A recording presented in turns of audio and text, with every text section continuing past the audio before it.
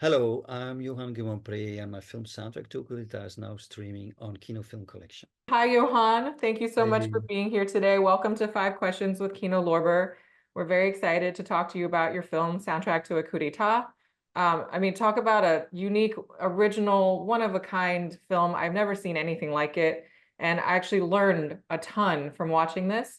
But to me, it never felt like watching like an education program. It kind of played out almost like a thriller to me with the pacing and the editing and the music. I was hooked the whole time, and it actually made me feel very angry at times, which I think it means it was a success.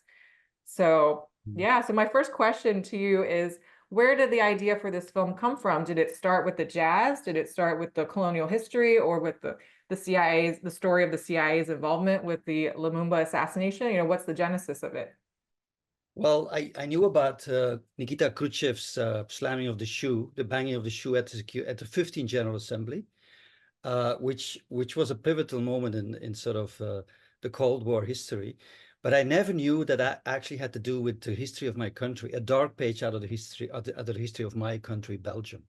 And so digging into that sort of, well, it goes back to a previous film, Double Take, where Nikita Khrushchev, the former Soviet premier, functioned as a Hitchcock doubleganger, sort of in the nuclear standoff between JFK and Cuba and Fidel Castro.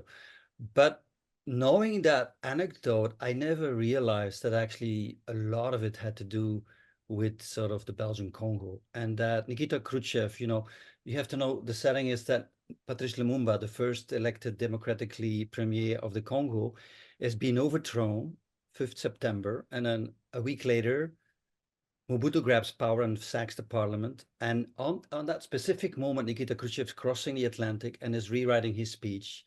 And he says, I'm going to give it to Secretary General Dag Hammarskjöld, where he's going to ask to resign because of the Congo crisis. And so digging further and further, it's actually revealed a lot that I did not learn in school about the history of my country. And my country is actually very young. The United States is like, a young country and seems like a teenager. Our country is even younger, it behaves like a toddler when it comes to decolonization. But I did not know a lot of what that's actually explored and what I discovered by actually researching the themes in the film. It's interesting that you call it a quote unquote dark page in history, this chapter in Belgian history. So I'm curious, like, how has the response to your film been in Belgium versus elsewhere in the world? Well, it still has to go mainstream on Belgian television. It's actually been very, very well received in the press and a younger generation within sort of the cinema release and within Belgium. And we had a premiere at it's the Matongi neighborhood, which is the Congolese neighborhood in Brussels. And there was, we planned the premiere there, was really well received amongst the Congolese community. But I'm waiting to be grilled because there's a lot of reveal to be that is revealed that actually has to do with the monarchy and how my country was complicit in the murder on Patrice Lumumba and much more. And still that are things that are still in an exponential way still going on in East Congo. It's still the same companies that are responsible when sort of trajectory in the film is to sort of dissect and reveal that the mining companies was very much involved. Union Minière de Katanga was very much involved in that murder and actually in the overthrow and the smashing of a sense that hope that was rising in the continent of Africa. That independence movement was so crucial and sort of aligned with the global South that was neither choosing East or West. And that actually, moved to the General Assembly in the United Nations because it's 1960. At the same time, 16 African countries are going to be admitted to the United Nations General Assembly. And it causes a political earthquake. It causes sort of a global shift where the majority vote is actually gained by the Afro-Asian bloc, which is an earthquake within the United Nations. And that actually sets in motion a lot of different threads that you see in the film. For example, Nikita Khrushchev, who's actually trying to play on the global South, trying to get the Afro-Asian bloc on his side by actually proposing a decolonization resolution at that 15th General Assembly. And meantime, also, United States sending black jazz ambassadors to the Congo amongst, Louis Armstrong, while at the same time plotting a coup underneath. So they're sending jazz ambassadors to win the hearts and minds of the people, but it's very much a schizophrenic policy because you have those two brothers, right? You have Foster Dulles, Secretary of State, at the State Department, sending out sort of with the United States Information Agency, actually sending out those jazz ambassadors. At the same time, you have Alan Dulles, the brother of Foster Dulles, Secretary of State. Alan Dulles, the head of the CIA, plotting the coups underneath.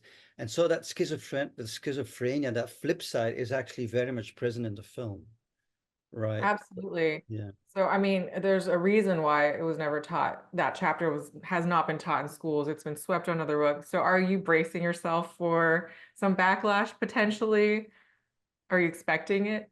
Yeah, that's also why I always joke about the film as like an academic PDF disguised as a music video. Yeah. It plays on so many genres at the same time, very academic. It's a history lesson, but at the same time, it's so entertaining with the music. And so that's why I actually included even the footnotes and the pages, ironically, because I knew I knew I'm going to get grilled, and at least already preemptive the critique with giving the sources, right? So I thought that was Yeah. crucial. And at the same time, asking a lot of academic advisors like Ludo de Witte, who wrote The Assassination on Lumumba, John Amasombo, Lumumba scholar, you name it. There was a lot of scholars involved that actually steered the film also in a certain direction. For example, the fact that Dag Hammarskjöld was complicit in the overthrow of Patrice Lumumba is something I did not know either. It was on the way of researching this, I discovered also that, you know, Dag Hammarskjöld was with his back against the wall. You know, the UK and the United States were threatening to withdraw the money from the Congo mission, and then Abdel Nasser, the then president of Egypt, and Kwame Nkrumah, the first president of Ghana, both threatening to withdraw the UN troops from the Congo mission. So Dag Hammarskjöld was torn between sort of two camps. So that's also the trajectory in his film. In the beginning, you see he's installing a peace corps, and at the end, that peace corps turns actually the other way and actually is complicit in the overthrow of Patrice Lumumba. So there's a lot of threats. You A know, lot. you have the Yeah. 15th General Assembly as a sort of a structure, but on that you have there all the things that are actually happening in that decolonization moment, end of the 50s, beginning of the 60s. So it's It's amazing how you put it all together. I mean, it's evident that it's very, very well researched. And clearly jazz is a central protagonist in this film in so many ways. You know, you have the Jazz Ambassadors program that involved, you know, musicians like Louis Armstrong, Nina Simone, Dizzy Gillespie. And then you have, you open and end the film with Abbey Roach and Abbey Lincoln and Max Roach crashing the UN Security Council in protest. So my question is, this part of jazz history doesn't seem to be talked about as much or studied as much as jazz within the context of the civil rights movement. Why do you think that is, and how do you see the role of your film in changing that?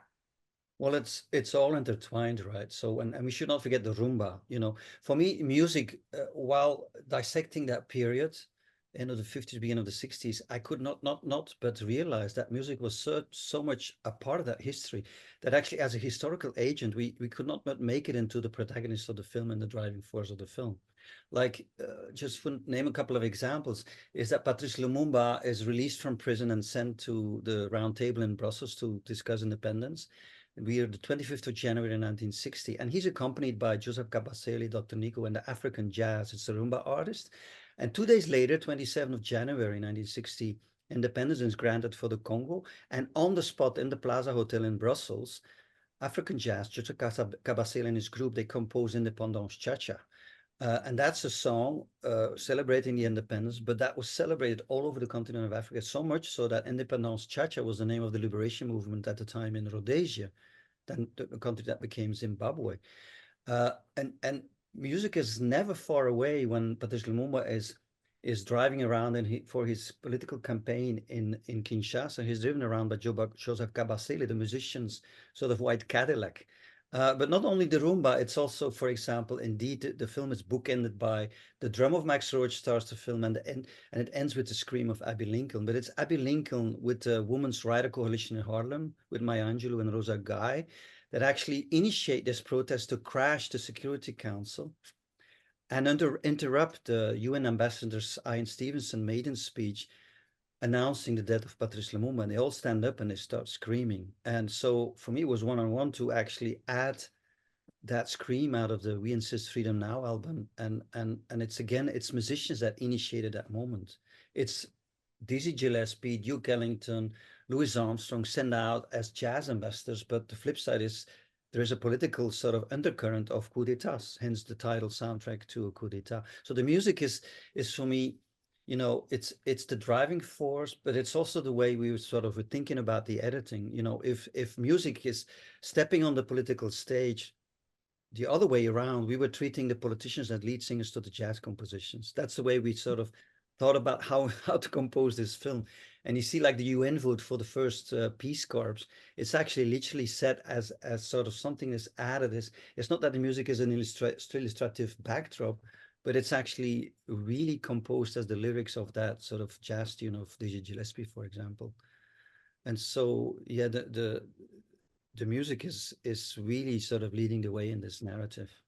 I hope there's a Spotify playlist, official Yeah, there soundtrack to is. Coup d'etat Spotify I can play. pull Oh, it up if you like. amazing. So, Amazing. so that's the Spotify list. People can Okay, click on it. great. Everybody take note. I'm going to be Click listening to on that it, and later. then yeah, you can listen for it for free. Amazing. Another major character in the film, and you mentioned his name, Nikita Khrushchev. Some might watch your film and even sort of identify him as the closest thing to a hero out of everybody in this story, you know, because he comes off so impassioned and almost charming in a way in his pursuit of decolonization. What were your thoughts while making this film about how Khrushchev would be perceived within the story? Well, yeah, he seems like a larger than life burlesque character, right? A burlesque politician. It was maybe because he was not hurt that he was slamming his shoe and also playing the burlesque clown. But I have to say, you know, we don't want to paint him as sort of a hero because we preempted the critique immediately when we set forth in the film that, you know, the Hungarians here in New York were protesting at the United Nations when the first Soviet leader is visiting the United Nations for the very first time. They're protesting and say, "Fat red rat wanted for murder," because at the same time the Hungarian revolution was crushed by Khrushchev. So we don't want to nullify his role. Sure. Also, when he's actually flying to actually arrive for the first time in 1959 in New York, he was he was sort of wondering. We set him sort of in a meditative state where you actually see him wondering if you sort of one point you make a wrong step, history will not forgive you and you will remember it forever. And it's the moment where you see the Budapest clouds whirling around. So we do preemptive, first of all, saying, you know, look, this is not a hero. But what I think is actually interesting is to actually enter the story from the point of view of the villain, right? Hmm. It's always more interesting to tell the story from the point of view of the bad guy. Hitchcock used to say, the more handsome and charming your bad guy, the more the protagonist has to work. And I think it's so much more an interesting storytelling to hear it from the double ganger, United States double ganger, because I feel they're double gangers. Neither ones are heroes, I believe, because they're both culprits in that Cold War arena, which became a hot Right. war in the global South. But I think it's interesting to hear a side of the story that we have never heard.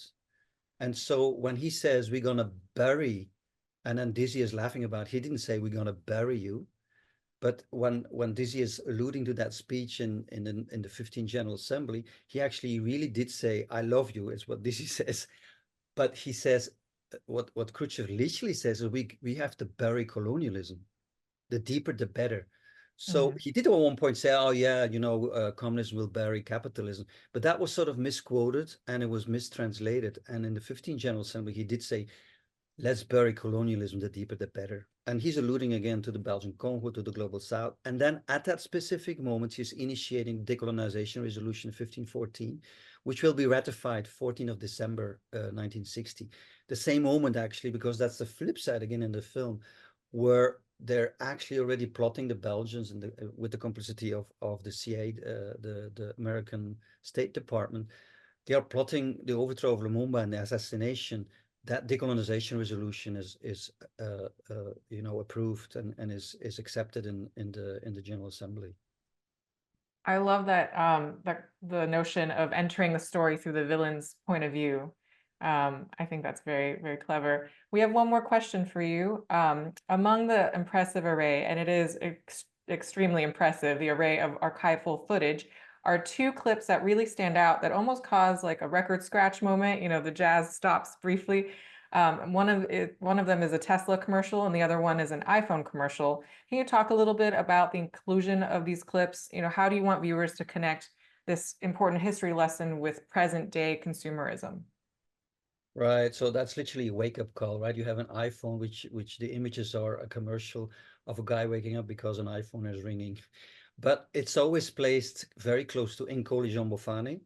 And the film is actually in dialogue with a couple of narrators that I invited to be part of the film.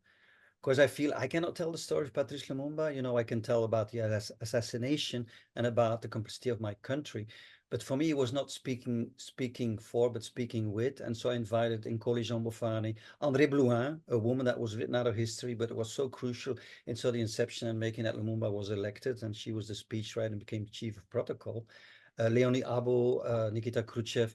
And all of them also were so generous in giving me and access to their film archives as well, the home movies. And so you have the home movies indeed spliced with commercials like the Tesla and the iPhone commercial. But for me, it's also the sort of the thesis of Nkoli Jean Bofani, which he calls the Congolese algorithm, Congo Inc., were stating that every mineral of the major wars in 20th century, of all the big wars, were fought with conflict minerals from the Congo. Name it rubber for the First World War, uranium, because uranium came from Chingalobwe mine, which was absolutely crucial. Most of the Manhattan Project's uranium came from the Congo as well. And then Vietnam was the bullets that used the copper from Kolwezi, and now it's the war in space, the coltan and the lithium and you name it for applications today. And what that has caused us in the East Congo is sort of a genocide that is still happening. And that was actually sort of installed with what I'm zooming in on in the beginning of the 60s with the killing and the overthrow of Patrice Lumumba. What happens today is exponentially, it's even worse what's going on in East Congo. And so the iPhone commercials we end that commercial with the statistic that 24 trillion conflict minerals are still in the ground. But at the same time, we have 80,000. We first had 42,000, but we had to double when we vetted it, 80,000 raped women. And when you put a map on East Congo with the sites of the conflict minerals, it's a one-on-one correlation with the statistics of raped women. And it's the private military, the private militia, even still sponsored by Kagame and even the same mining companies that hold the hand over the head of Kagame, that actually are causing and actually using rape as a tool of war to empty the villages and get at the conflict minerals. So that's why the iPhone commercial is there. Wow, that's astounding. So I mean, the history is not really history. It's very much going on still. It is. Even 3 weeks, no, I think it's about a month ago, there was a huge court case. There's the Enough Project, which is a Congolese lobbyist sort of mechanism in the United States, which actually started from this raped woman who it's the woman who are most outspoken and activist in East Congo. There's Enough Project was a lobby tool here in the United States, but to hold actually those companies accountable. But it's still the iPhone and other companies that actually won that case. And I think it's not finished because it's going to be sort of taken to a higher cost.